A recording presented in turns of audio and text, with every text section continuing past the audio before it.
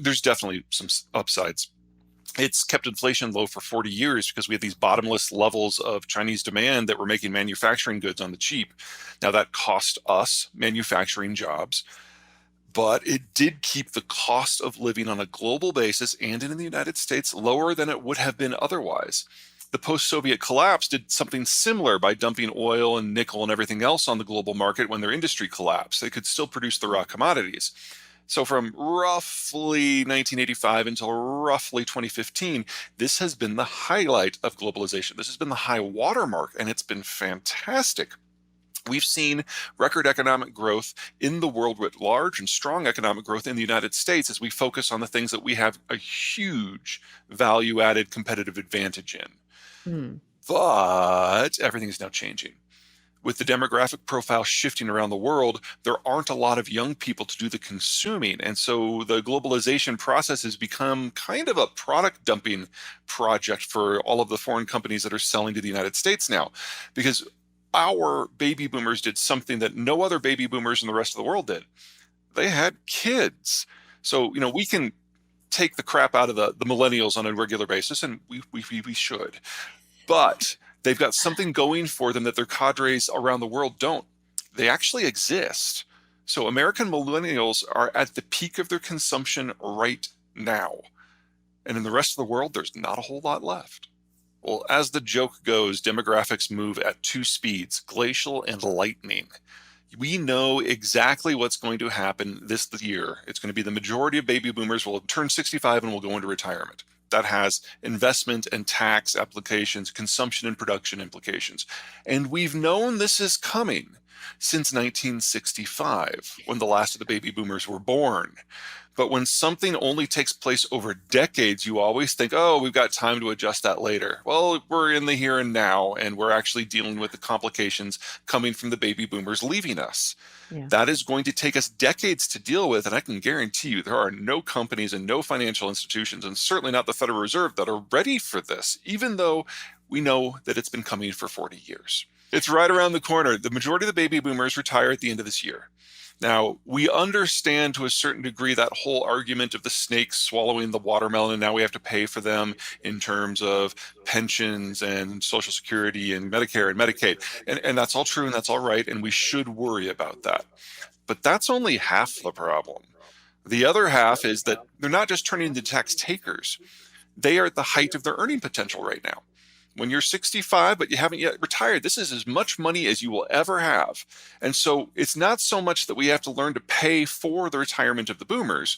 We have to learn to pay for everything else without the boomers' capital. And that Mm. is something that we are woefully unprepared for. Mm. That requires a sacrosanct transport system that is cheap, that is secure, and that everyone agrees you just don't mess with. And we have had that from 1985 until 2015, but that is now breaking down.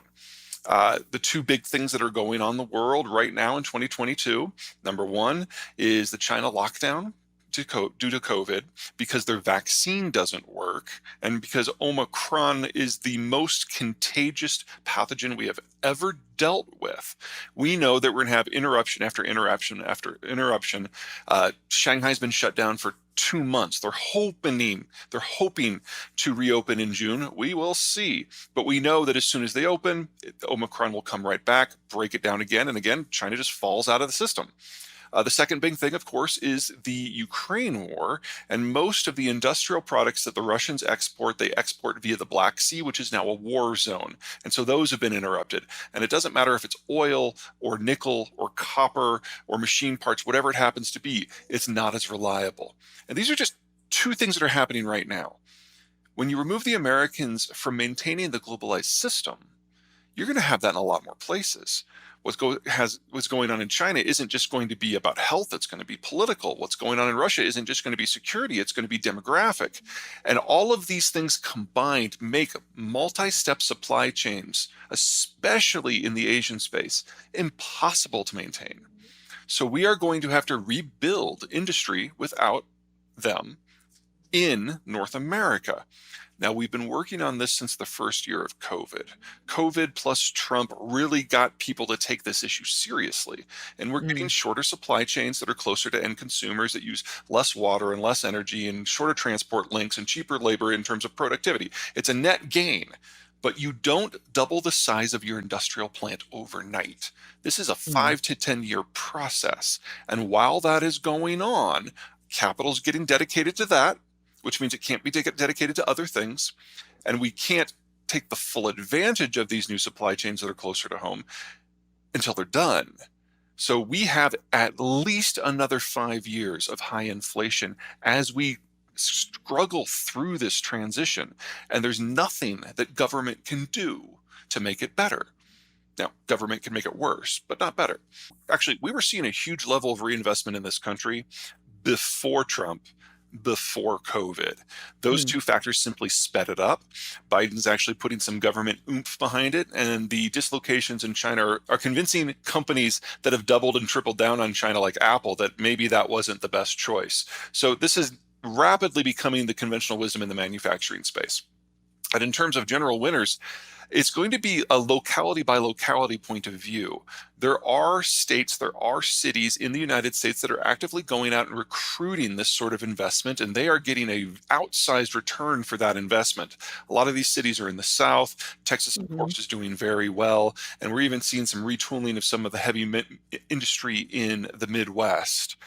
In terms of sectors, manufacturing, transport, energy, labor, all of it, because we now have limitations because of demographic aging for how much labor we have and for how much finance we have. So there's certainly a first mover advantage play here. That's Oh, right. I agree with both of those. I would just add it's also inflationary. So, Mm. we solve one problem, we get another one.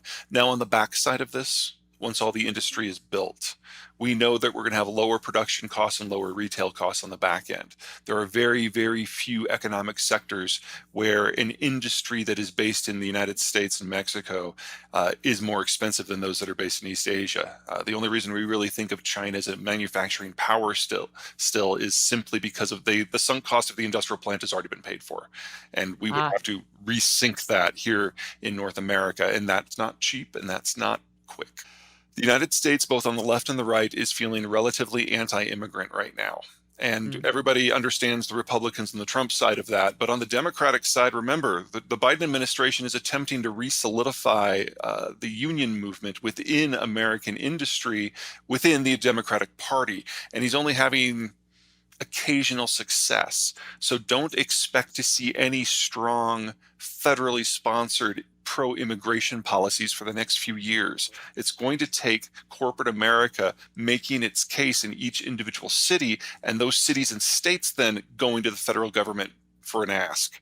That's Mm. not going to happen this year, probably not next year either. Well, for the United States, these are good problems. Yes, we'll have inflation, but it's because we're rebuilding things here in the United States in a constrained environment. We would like to, I would have liked to see this 5 to 10 years earlier before we had the labor crunch, but here we Mm. are. We'll make it through this. But in East Asia, now the labor crunch situation in East Asia is far worse than it is in the United States. Because while we have millennials, they don't. And they also have something called the one child policy, which has been gutting the Chinese demographic for 40 years now. And China is now the fastest collapsing demographic in human history. And there is no way the PRC survives the next decade in its current form. They just don't have the tax structure and the labor structure to even try. So this was always going to fail this decade.